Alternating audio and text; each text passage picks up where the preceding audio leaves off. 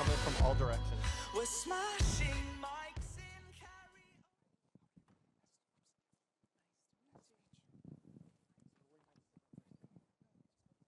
Hi, Aarti. Pleasure to meet you. Yeah. Good afternoon, everyone. Okay, it's time to wake up. We had lunch. It was a good lunch. I had a couple bites, but I'm going to need everybody to take a couple good deep breaths because this is going to be an exciting conversation. Ready? One more. Perfect. So today, this afternoon, I have some amazing guests with me, and we're going to talk about accessibility in our community. It's definitely going to be a meaningful conversation, so please just join us and go on this journey. I'm David Gascko, founder and executive creative director of Hierarchy. We are an inclusive marketing consultancy. We develop immersive and emotionally resonant brand experiences that are both inclusive and adaptable. I know that's a lot. We want to make sure that we welcome all communities in, no matter how you show up, to a brand experience. Accessibility is really, really important to us. I mentioned that at those adaptive needs. So I think it's really apropos for this conversation today. When I started this agency 10 years ago, almost 10 years ago, we used to measure like this, the dimensions of people. Now we have over 25 different dimensions that we're looking at, so progress has been good to us, and it was something that was really important to me from day one, is to really see the full dimension of people and how they show up. So, team, as we look to a new political administration, inclusivity isn't just values, they are imperatives that shape our communities and economy together. So, I'm honored to be here today with some amazing panelists that are doing great work in their space, and so I want to give them a moment to introduce themselves, and then we'll jump into some questions. Aarti. Hi, my name is Aarti. Glad to be here. Thanks, David, for the introduction. Just as a sidebar, I was in advertising for 14 years before I walked into the disability community. So I'm the founder and CEO of Synergies Work, which is the largest startup hub for entrepreneurs with disabilities. We also just launched this year the first CDFI, Community Development Financial Institution in the country, with the express purpose of providing microloans to founders with disabilities. But the most important hat that I wear is that of a mother. I am a mom to 2 young men, and my younger son has Down syndrome. So while I will not give you years of my age, so don't do the maths here. I spent quite a few good time of my life in advertising, and then the last 18 years or so, I worked in the disability community, largely as a consultant to the state government, the DD Council here, talking about inclusive workforce strategies. Sorry about that, so wrong. But it's only in the last 6 years back when my oldest son did his first startup that I turned around and looked and said, while there's so many startups and accelerators, how many of them would include my younger son who has a Down syndrome? So in my naivety, I went around and asked people, would you be willing to partner? And they told me, and this is not too long back, 5 years back, saying that I don't belong in this space. And it's a wrong question to ask. So long story short, I'm an obstinate, pig-headed woman, and I just did this out of that reason only. John. Great, thank you. Pleasure to be on this panel, by the way, thank you. My name is John Morris. I'm a senior clinical research scientist at Shepherd Center here in Atlanta. Shepherd Center is located next to Piedmont Hospital on Peachtree Road. It's an independent, not-for-profit specialty hospital dedicated to providing inpatient and outpatient medical and rehabilitation services to people mainly who have suffered traumatic injury, and primarily spinal cord injury and brain injury. We also have a multiple sclerosis wellness practice and infusion clinic, a military and veterans rehabilitation program for people with mild traumatic brain injury, concussion, and PTSD. We have a kind of a small army of clinicians in the core specialty fields of PT, physical therapy, occupational therapy, speech-language pathology, exercise physiology, counseling, recreation therapy. So quite a robust set of expertise here, right here in our very hometown of Atlanta, Georgia. I'm in the research department, and I specialize in R&D for assistive technology for people with all types of disabilities, not just the typical shepherd patient. And also, I run a small team that provides commercial research services, mainly to consumer electronic companies as well as other consumer products companies. We also provide research services to startups who are in the assistive technology space. That work grew out of some grant-funded work from the federal government, and as we were doing our R&D, our grant-funded work, then increasingly we came in contact with very large consumer electronics companies particularly, and who appreciated our unique connection to the extended community of people with all types of disabilities. And so slowly at first we started doing one-off research projects for our clients, and then about 7 or 8 years ago, we kind of formed our own business unit within an academic research department within a not-for-profit hospital. With that, I'll pass it over to our next panelist. Welcome, Ilond. Hi, thank you. I almost missed this, I feel like the afternoon time is going too fast. But thank you, good to see everybody.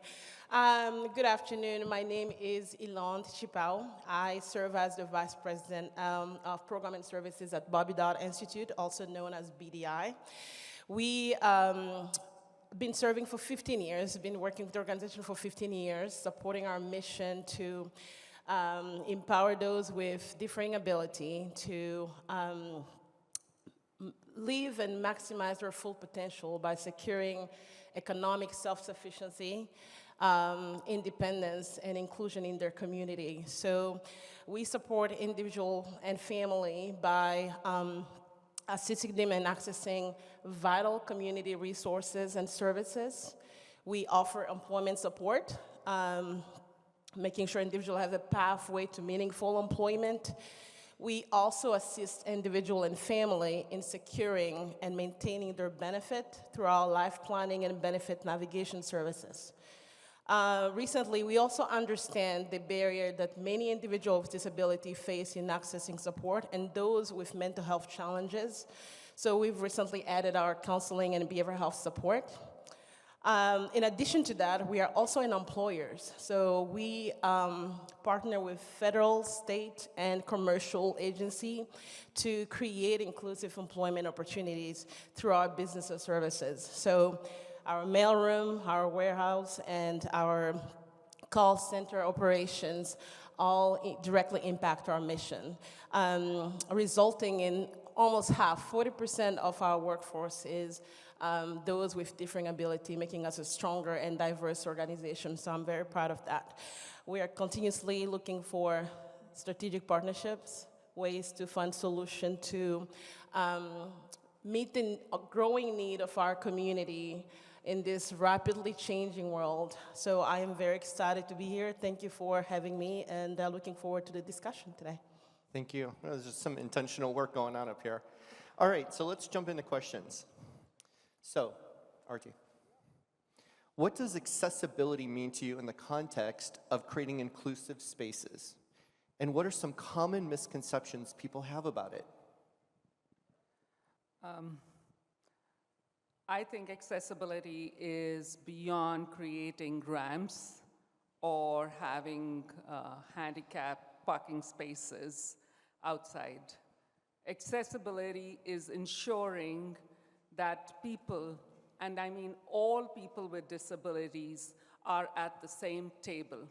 It is about ensuring, if you are looking at employers or workforce, that they are not doing the janitorial, they are not at the busing tables or at the grocery stores. It is about changing the mindset and creating spaces, environments, which welcome intentional and use the word intentionally, welcome, open doors for all kinds of people to be sitting at the same table, not looking at them through biases and deciding that they belong in different categories or different places, because that bias is judged by our power play in this community, in our society. So for me, accessibility is going beyond just ramps and spaces created. I have to give you snaps for that. Join me. Thank you. John, what about you? Well, I want to build on that. I think exactly that accessibility is beyond sort of things. It's about a culture, right, of accessibility and social accessibility. I would say that sounds a little glib, a little, funny, but I think DEI is accessibility, right? And thank you, by the way, for the organizers for including accessibility in this summit. You cannot really have diversity, equity, and inclusion without accessibility. In fact, we sometimes say in a kind of a funny way that you cannot spell DEI without A.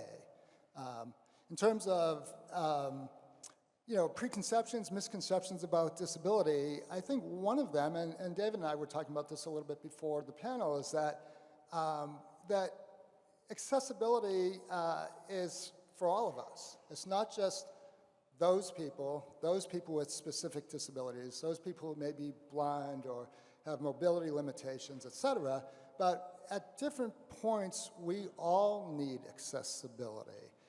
Door levers on handles, I always wear loafers for shoes because they are accessible. I have an infrared sensor on my kitchen faucet so that I can work effectively and efficiently. So I would say that accessibility is just plain good design that we all enjoy.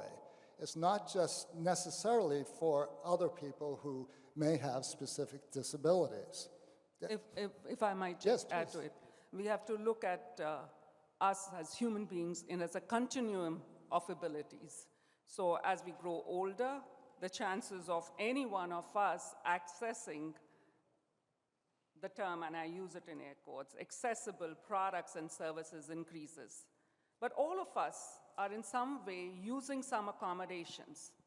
We might not be calling ourselves disabled. We might be hiding our need for accommodations. My glasses, I hid them here when I got onto the stage because my ego and my vanity got into the place. But I can't see you without my glasses, right? So as you said, it is really about products that all of us are going to use. And as a snap of a judgment, we can be self-identifying ourselves as disabled. Absolutely. Yeah, I definitely agree with that. It's like we don't know, we're not paying attention to what we are using that's already accessible. Our phones being a great example of that. And why should we look at disability as a stigma?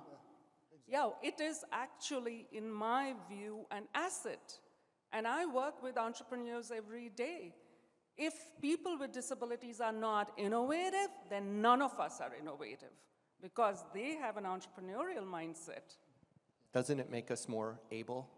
Yes. Absolutely. Really? Good design. Yeah, great, and I'm going to echo on that a little bit. Yeah, it's creating a sense of belonging for everyone, despite their ability, despite their background.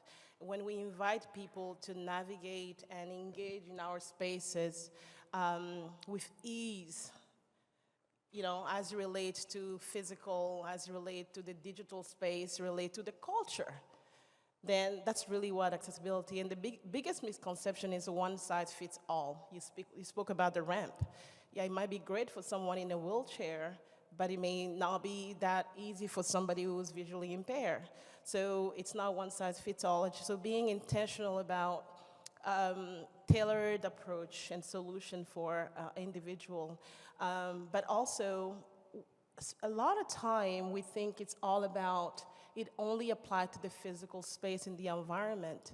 While we need to be purposeful when we design buildings and the layout, it's fostering, again, that mindset of belonging. So I'd like to, can I add a couple of comments? One is that we, back to we're all at some point disabled. Sure, we're aging into disability perhaps, but also at different points in different contexts, we all experience accessibility and disability sort of experiences. So if you go into a crowded restaurant and you're watching the game on the TV, well, you can't hear it, right? And so we all, I think, use captions to understand what's going on the TV. The curb cut effect, of course, so maybe it's designed for people with wheelchairs, but it could also help moms or dads with strollers, by the way, and or bicyclists, skateboarders, et cetera. So these sort of common very common solutions for accessibility that we see in our environment are often used by others who don't, quote unquote, have a disability. And if we even think about our friends that have that fall within the category of neurodiversity, maybe removing is making it more accessible for them. So in the aspect of captioning. So, Ilond, I'm going to come back to you because this I think really resonates. How can organizations ensure that accessibility is considered in the earliest stages of designing physical spaces? Now, we can throw digital in there too, because that's an experience. However, let's focus on physical right now. So we have to invite and add the voice of the people that are impacted. We have to call on the expert, and the expert is the people that actually have experience living, those individuals, in our case, those individuals living with a disability. So I'll give an example at the BDI warehouse. Our business partner are intentional about the light, the noise, the space. We have elevated stations, so individuals that may not be able to be down and picking up things, they have elevated space. We make sure there's no obstacle, and I'm sure a lot of organizations that are, have kind of advanced in working with individuals with disability do those similar things. So being intentional about those things, but you have to invite the voice and the people to be able to give their perspective and their real experience. I've heard talk and I've read things, and one of the things that I like a lot, I think somebody said, individuals with disability are nature problem solver. They have navigated for years, and they would live in a world that was not designed with them in mind. So when you and I sit at the table without anyone who actually lived those experiences, we can spend hours and years, but you've got to involve them to be able to give their perspective, their experience, and yes, and they will do it with, the first-hand experience and listening and making them a strategic partner in developing that space is so important. John, Shepherd Center, helping those reemerge after potential traumatic experiences. I'd love to hear your perspective on that. Sure. Well, so our patients often come to us in very rough shape. They need to be medically stabilized. Our average length of stay is about 60 days in an inpatient hospital, which is in the United States is a long time. They need to do a lot of retraining to learn how to use their new bodies, but also to how to learn to navigate, the environment and to use tools and use their phone and use computers to be able to go to work and go to school. And so we very intentionally spend a lot of time, our occupational therapists particularly, spend a lot of time training our patients how to do basic activities of daily living, ADLs. And again, that lived experience is really critical.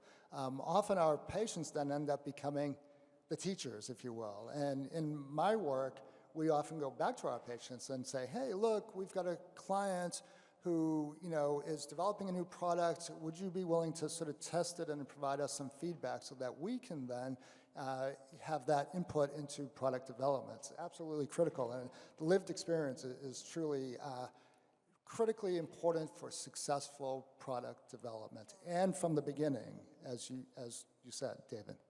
Yeah, I totally, learning from the audience that you're participating with has been crucial. I know in our business, it has transformed what we do because we're watching, listening, and helping them adapt. So, Aarti. Yeah, that holds true for us also. So we support entrepreneurs with disabilities, and many of them have come back to start working with us because they are the ones who are leading this initiative. And, because many a times when we started this, people would come to a cohort and say, oh, I thought I was alone. I didn't know there was somebody else also navigating this space. And then building that community of like-minded people who are resource-rich and have a lot of other experiences that they can share with others. So that's the way I think any organization should be leading. Because if your customer base, just to give numbers here for everybody, are people with disabilities, and they should be, because they occupy 1 in 5 consumer is a person with disability, and if we add to it their caregivers, family members, we are talking of more than half the population of United States. We are talking about 1.3 billion people globally. We are talking about a spending power closer home, 1 trillion, right? So just to say that if you want that share, consumer share, then, and you want to serve them, then they need to be included at every point of the organization. Because we cannot ask them for their money if we don't know what they want, if we don't know what they want. I love the fact that you use the term like a rich resource. Now, we don't want to make it transactional, but to have that knowledge and that experience within your organization, why aren't we focusing on it being more rich and beneficial, right? We need to really be focusing on like that these lived experiences can transform and change our organizations. I agree with you completely, because we have always looked at them from a deficit mindset. And it's time, I think, we change that deficit mindset from charity, less than, because when we do that, it gives power to us. It's not that we are doing something good for anybody else. I'm sorry, but we are all selfish human beings. So we need to move away from that mindset. As a mic drop moment, I'm not going to do it though, scare the room, though it might wake everybody up. Okay, so John, how can companies ensure that accessibility initiatives are sustainable and not just one-time efforts? Oh, me? I'm shaking it up a little bit here. Okay. Well, I think we were talking about this earlier too, and also at my table, is that there needs to be a culture, right? A culture of inclusion, a culture of accessibility, and it can't just be. Maybe I'm just repeating the question, but I think the prior question was about, well, how do we make sure that accessibility is included in product development or architecture from the start? And it made me think that, well, it can't just be from the start of that one project or that one initiative. It's got to be built into the organization, and it's got to come from the top, and there has to be structures and processes in place throughout the organization to ensure that there's a constant focus on excellence in product development and excellence in the organization, in processes within the organization, and excellence in the culture of accessibility. Well, absolutely. I'll add to that also is that we are so good at setting goals in our personal life, at work, as a society. We set these big, audacious goals. But we have to understand, and we've seen scholars, numerous times remind us that it's those small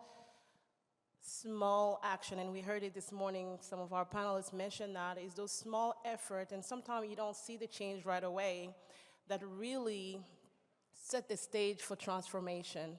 So I think it's creating a system of continuous improvement. If we can require 1% progress of each other, then we will continue to move forward. So it's a continuous effort as the world's change, and simple things that we can tackle easily, because I think we go with functionality right away, and we try to fit individual with disability in our current structure, and it shouldn't be like that. It should be the reverse. It's learning from them, and then fitting them and having them help us to change our structure. so we can be more accessible and more inclusive to the, term itself. Right. The ones that we should be serving should be helping us set our metrics. I love your idea of continuous improvement. I'm a big fan of that myself. But it shouldn't be a top-down approach always on the metrics of how it's being measured. So I'm reminded of a story. Humor me for a bit. So there is a fish doing its business, fishing. And another fish walks up to it and says, "How's the water?" So the first fish is aghast, is blankly stares back and says, "What water?" Right? And we have been talking about this systemic problem for decades. For decades. We have been talking about accessibility, inclusion, and blah, blah, blah. We have had laws which have been set 30 years back, but the systemic problem remains the same, that people with disabilities are employed at far lower rate than people without disabilities. People with disabilities live, more than half of them, in poverty, and nothing has changed. People with disabilities are unbanked and underbanked, and they continue to do so. Their access to higher education remains less. Their access to equitable pay, no. We are still talking about giving them $2 per hour, and it is a federal law that we can get away by paying $2 an hour to a person with intellectual disability. So the water that surrounds us is the conditions. So to answer your question, what needs to change? The system needs to change. And we need to be aware of what holds that water together, and how can we make a systemic change in that space. And that requires top-down continuum changes, but more importantly, change of narrative. How do we change the narrative around disabilities? And that's where you and I can make a difference. I, as a nonprofit organization, can create multiple stories changing the narrative, but I don't do it alone. We need to change the structure of power. We need to change the flow of money. We need to change how people interact with each other and how relationships are built. And that, I think, I found very interesting in this entire conference about core of relationships. So really, at the heart of everything is building those relationships. Oh, absolutely. Thank you for sharing that story. Ilond? No, I just wanted to add to that we can train all day. We can have provider like Dodd Institute and train in employment. But again, without a system where we have a lot of employers, small or big, that are opening their door wider. We heard this morning about changing the way we recruit talent, or during lunch. We have to look at our system and change them to make sure that we are welcoming and inviting. Excuse me. And one another thing, so you and I are sitting here because we've been given an opportunity to believe, or to say with confidence, that we belong. We've been given an opportunity to show our talent. We've been given an opportunity to show what we're capable of. And oftentimes, individuals with disability don't have that. And just to share a quick personal story, I came to this country 20 years ago, not knowing the culture, not knowing the language. I had people around me that made sure they exposed me to the different resources to be able to be successful. And it applies in all cases. When we don't surround those individuals with the support and we don't open our door wider, we are not being accessible. And you and I we have worked hard to be here, but we're not special compared to the 20 individuals, for instance, that went through a IT program at Dodd Institute. We call it the Bridge Academy. So we have 20 students that went through a 20 weeks program, study cybersecurity, computer networking for 20 weeks, study hard to get a certification, only to sit at home for a year or two, not working. Some of them, the certification about to expire, and they have to renew them. And they are actively looking for work. So we call to all employer to provide those opportunity, internships, and be able to provide those, again, access to the work, allowing them to show their talent, allowing them to show us what they can do. So, yeah. So I think what Ilond, you're mentioning is that what we lack, the disability community lacks, is the social capital. Right. We got invited because we knew Tasha knew me, and that's how we got connected. But when we segregate and exclude, and that's what happens, largely people who have been labeled as disabled, the social capital is taken away.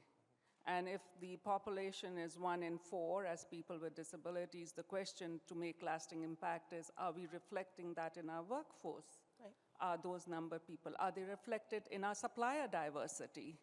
Are the people with disabilities vendors there? So, yeah. So many times we're focused on the disabilities that we can see. Yeah. If we paid attention to the invisible That's the disabilities, I think majority. our impact there would be more attention. And majority of the people, in the percentage-wise, are largely the invisible disabilities that exist. Yeah. So Aarti, last word comes, not last word, but what resources or training do you think are essential for raising awareness and understanding around accessibility? You know, that's a tough one. I don't think we should spend any money on training and resources.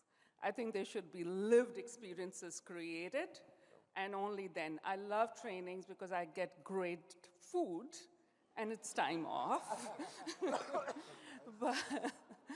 but honestly, and when we walk out of the door, we have forgotten what we have come in here.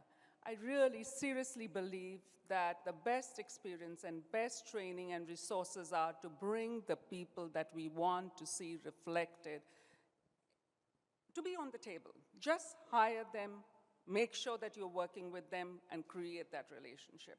That's I cannot think of training. I can come and speak, we can provide a lot of resources, but what good is training if it is not woven into the culture of the organization, if people are not thinking that? Totally agree. Thank you. John? Well, I certainly agree, and I think from the previous discussion and now this about training, certainly we need systemic level change, right? Systemic level inclusion to have enduring change and enduring effect.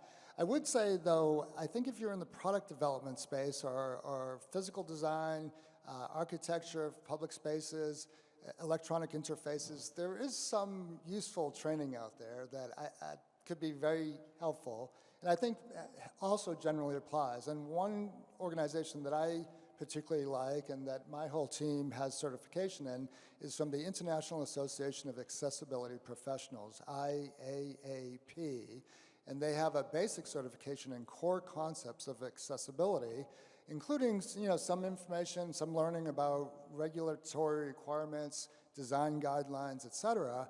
And I would definitely think that for some people in the product development space, certainly specific training could be helpful. We are members of the IAAP, and we learn every day from them. Yes. Well, absolutely, and I will add that it has to be paired together, but without any behavior changing next steps after those discussion, after those training, after those anything, then all of it is kind of rendered meaningless. So we have to change, we have to learn, but also change with it. If you look at the digital space, there's really easy things sometimes, because sometimes when you think about accommodation, we think big. Firsthand, I come from a nonprofit, so I know we don't have a big budget sitting down just to do different things to our website and things like that. So there are different things that we can do, that we continue to learn. For instance, this WCAG, it's called WCAG, Web Content Accessibility Guideline. When you look at that, it's just easy such as coloring, just your colors, contrast on your website. navigation on your website that may be difficult for other individuals to access your website. So those are just different things that we can continue to look at. But again, there has to be some change into our behaviors to keep the needle moving. We need to talk about it more because I'm glad you mentioned that. It is a big thing. Even as a 1.0 strategy, go back to your website. I want to use that as an example and squint. If you can't read it, there you go. You need to work on it. It's a very simple practice that you can do. Okay, so as we start to land the plane here, what's one change you'd like to see in the next 5 years to make the workplace more accessible, and how do we start having those conversations? This is a good start. Who would like to? Go first. Next 5 years. Again, we spoke about value, we spoke about culture, we spoke about mindset. I think it's easy for me, I can't help it, but use an example of when I walk in our warehouse at BDI, one of my best part is going to see my colleague that live with a disability, that show up to work every day, and not just to show up to work, they are genuinely happy to be there. They are proud to be there, they are proud to be part of a team, they are proud to contribute. There's something humbling and inspiring about that, because we heard about their loyalty and dedication, that it has made us stronger as a team. He has made us more patient. He has made us more understanding of each other, how to value each other. And we have grown as an organization. But they're one of the best teachers that we've had. Most of the things we've made from part of continuous improvement, it's not because we went on Google and saw a list of things we have to do or part of our strategy, it's because of the information we've received working with those individuals that have become part of our culture, part of our community, and have helped us to improve. So we as a society, we live in a world and we are wired to copy each other's habit and action. So we are here today, and again, it's that 1% progress. If we can all do that and be that social and leverage on that social influence. We live in a world of social media and all that stuff. So being able to share our experience and perspective, I can almost say that the experience I personally have had with working with some of my colleagues, if all of us would experience that, I will say employer will be begging to work with individuals with differing ability. They will be coming to organizations such as BDI and say, how many people do you have that we can hire? And that's the world that we want to see. How many people can we open the doors to? Or going back and looking at your space, whether it's a church or restaurant, as you say, the website, is it accessible? If we can all continue to look with that lens of what can we do to improve, then we can be in a better shape and not look at this dramatic action that we have to do. So, yeah. Me to we, Yes. right? Absolutely. John. Well, again, I think we've already covered some of this territory, and really, I think we're talking about a larger systemic change and cultural change within our organizations. That does indeed have to come from the top, and there do need to then be enabling processes in place as well for that. So I think over the next 5 years, one change, oh my gosh, I'm not sure if it does boil down to one change, but I think continuing to push on that string, if you will, to promote sort of a culture of inclusion and accessibility. So what do I want to see changed in the next 5 years? I want to see the narrative around disability to be changed. I want to see people with disabilities in this space in the next 5 years. Somebody here sitting with a disability. I want to see people with disabilities not in the doing janitorial jobs, but not stopping them from becoming attorneys, or people with intellectual disabilities being in accounting or data collection or whatever, socially valued jobs. That's the change I want to see. I mentioned at the beginning that I have a younger son who has Down syndrome. So we were told when he was born that he would not read and write. In 5th grade, we were told that he should move from a co-taught class to a self-contained class because he will not read beyond kindergarten level. He today goes to Georgia State University as a finalist. Thank you. And it is a community work, but he runs 2 businesses talking about shattering images. One is a tea business, and other is a app. He runs a platform called Let Me Do It that allows people with disabilities to make their own decisions. First person with IDD to go to Techstars, the first person with IDD to go and win awards. Who decides what human potential is capable of? And if what I want to see is that we are not only hiring people and not only just bringing them through the door, because if we are doing only that, then we have kept the bar very low.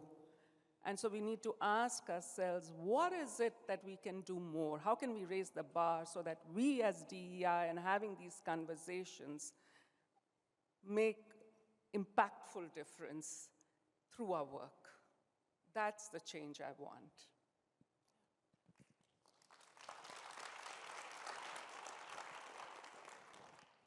Aarti, John, Ilond, thank you for your sharing of your knowledge, your insights, and the actions that we can all take to make our communities, our workplaces more accessible. I hope everyone takes away some points. Just keep your eyes open. Think about the person that's next to you. You don't know their whole story, but lean in, ask, talk, learn.